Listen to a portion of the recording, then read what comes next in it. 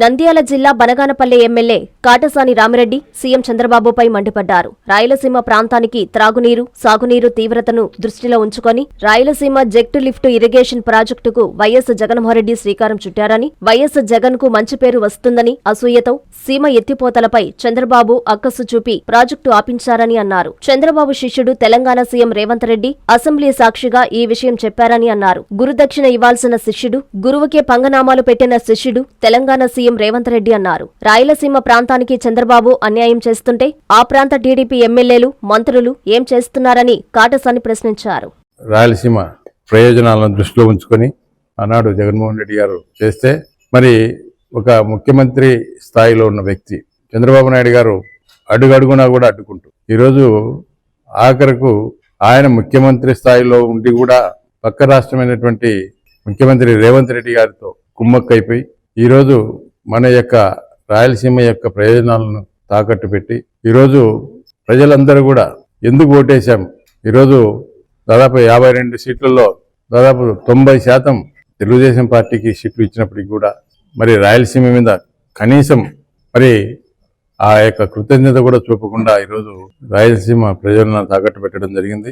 మన యొక్క ప్రయోజనాలను తాకట్టు పెట్టి ఈరోజు ఆఖరకు ఒక రాయలసీమ వాసి మరి ఇన్ని నియోజకవర్గాల్లో మెజార్టీ స్థానాలు ఇచ్చినప్పటికీ కూడా మరి కనీసం కృతజ్ఞత అనేది చంద్రబాబు నాయుడుకు లేకుండా మరి ఈరోజు వారి యొక్క గురు శిష్యుల యొక్క బండారం బయటపడిపోయింది.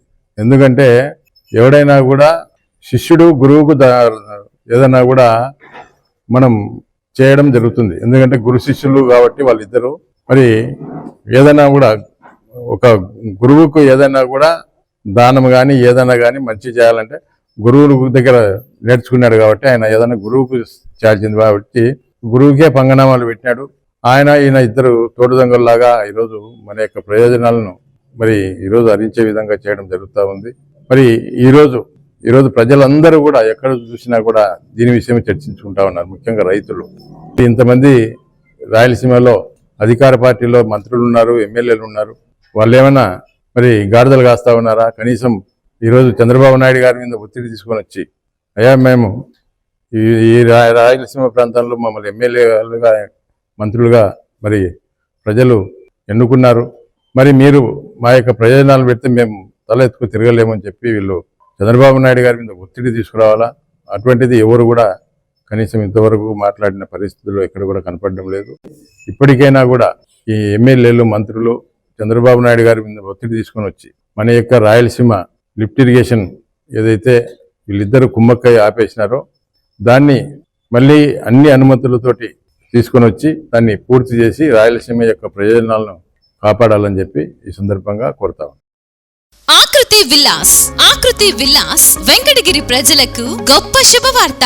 మన వెంకటగిరి పట్టణంలో మొట్టమొదటిసారిగా ధన్యభూమి డెవలపర్స్ వారిచే సహజ సిద్ధమైన ప్రకృతి ఒడిలో 5.5 ఎకరాల విస్తీర్ణంలో అన్ని ఆధునిక వసతులతో మీకు నచ్చిన విధంగా పూర్తి వాస్తుతో విశాలమైన గదులతో 87 లగ్జరీ డూప్లెక్స్ 3 బెడ్రూమ్స్ విల్లాస్ నిర్మించబడుచున్నాయి. మా ప్రత్యేకతలు విశాలమైన బ్లాక్ టాప్ రోడ్లు, చుట్టూ సోలార్ ఫెన్సింగ్ తో కూడిన కాంపౌండ్ వాల్, కట్టుదిట్టమైన భద్రతా వ్యవస్థ, children's play area, swimming pool, badminton court, basketball court, cricket net practice, విశాలమైన పార్కులు, ఫౌంటైన్లు, వినాయక టెంపుల్ మరియు multipurpose function hall, gym, indoor games కలిగిన క్లబ్ హౌస్. సంప్రదించండి. మా address Akruthi Vilas, opposite to Nagaravanam park, Bharat petrol bunk ప్రక్కన, వెంకటగిరి, తిరుపతి హైవే రోడ్.